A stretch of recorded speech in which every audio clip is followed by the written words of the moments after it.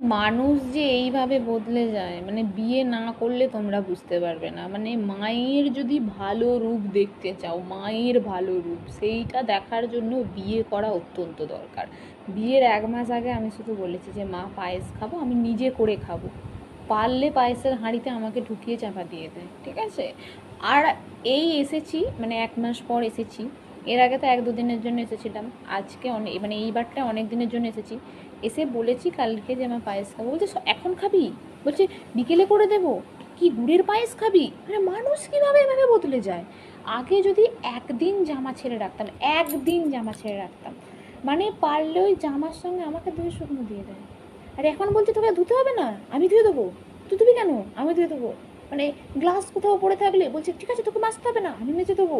কিছু পড়লে বলছে তোকে করতে হবে না, আমি করে দেবো। তুই কি খাবি বল? মানে এইসব, মানে ভালো রূপ দেখতে গেলে বিয়ে